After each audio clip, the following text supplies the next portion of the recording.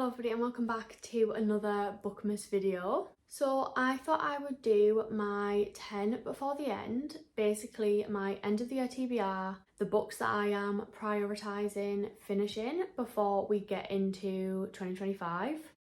Insane that I'm even saying that.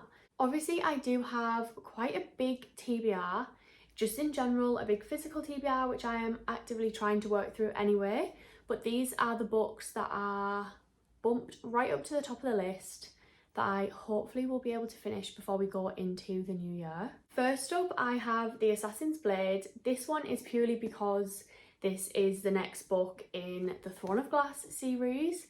I have finally started the Throne of Glass series. At the time that I am filming this, I am about a quarter of the way into Crown of Midnight.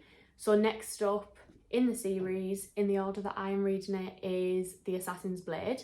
So this is book 3. I can't really give too much away about what happens in this book. I also don't want to read the back of it because I haven't yet finished Crown of Midnight. So sorry, can't really offer much on this one apart from it is the third book in the Throne of Glass series. I'm excited to get to it. I've heard that I think is The Assassin's Blade maybe people's favourite, or like a book where maybe things start to pick up or the plot gets thicker, I guess. I don't know, I just feel like I always hear a lot about The Assassin's Blade. I think technically this is like a prequel of the main character, so that's why people read it in different orders, but the way that I'm reading it, this one is next up. Then one of the few romances that I have got on this list is Next of Kin by Hannah Bonham Young. So I read Out on a Limb by this author last year, I believe. Loved it, but then I've never picked up any of her other books. Don't quite know why, but this one has been on my shelf for a while, and recently I feel like I've seen quite a few people talking about it and I just really want to get to it. I loved her writing style. I loved how it was not your typical romance. She had tropes in there that I wouldn't normally read, but I just loved the way that she wrote the couple and their story, so I'm excited to get to this one and see if I like it just as much. Then we have a big boy. We have Iron Flame by Rebecca Yarros. This is the sequel to Fourth Wing, which I read last year, and then I have just never got around to reading this. I think it's because it is so huge and a lot of people have conflicting opinions on this. Some people love it, some people think it is pointless and a waste of words, and it was just kind of dragged out, and I just think it's, oh my god, it's huge. So I really don't know. I do want to get to this one because I know that the third book is coming out next year, but I just don't have the motivation to read it. I feel like I mention this book all the time in like TBRs and wanting to get to it, and I just never have. So please try and convince me to read this book, because I did really enjoy Fourth Wing, but I feel like people that loved Fourth Wing more than me didn't like this book.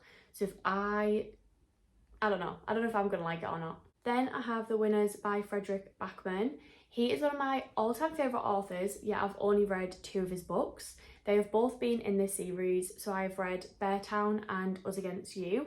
It's kind of became like a running thing where I read like one of his books a year. But this is the final instalment in the Beartown series, the Beartown trilogy, which essentially follows a hockey town that is so much more than just a hockey town. There's just something about his writing, and again, like I say, I have only read these books of his, but there's something about his writing and the way that he tells this story and the characters that I am just in love with, and I really, really want to get to this one. But again, it's huge and I'm not quite ready to say goodbye to some of the characters in this book, or in this series, so to speak, but I do think it's time for me to finally finish it and to read a little bit more of his work. Next up, we have another fantasy read. We have Divine Rivals.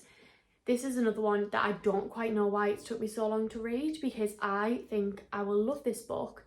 I think it's because I kind of didn't go for the book right away when it first came out and it had a lot of hype around it, and then it slowly just went to the bottom of my TBR anyway, Then the second book came out, and I feel like the second book has had mixed reviews as well, which then makes me not want to read this one, because I'm like, well, if I love this, but then the second book is a bit underwhelming, like, do I want to do that? Which is completely stupid, to be honest, but I actually think this might have been on my 10 before the end for last year, which is really bad.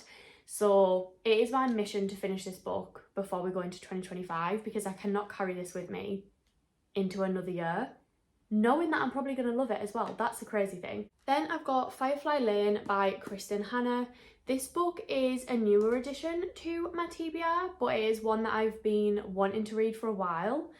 I really want to watch the TV show of this, which is why this was originally on my TBR anyway, because I want to read the book before I watch the show. But since then, I've picked up a few other Kristen Hanna books, haven't read any of them yet, but I've heard such good things about her writing, the way that she writes about women, about friendship, about like girlhood, and I think a lot of her stories are quite deep.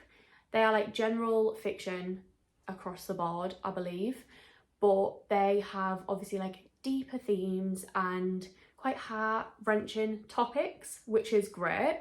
But yeah, I've just heard such good things about this book and her writing in general that I really, really want to read one before the year is up, and this one is the top of my list. Another one that I cannot believe I'm still sat here saying that I've not read is Never by Jessa Hastings.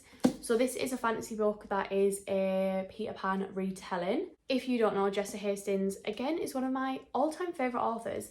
The Magnolia Parks universe is one of my favourite series, some of my favourite books ever. And I was dying for this when it came out, yet I've just not read it. Make it make sense. I don't know what it is. I think there was a little bit of controversy, conflicted opinions when this one first came out, that it kind of ruined it for me, and I didn't want to read it with those opinions and everything in my head because I thought it would ruin the book.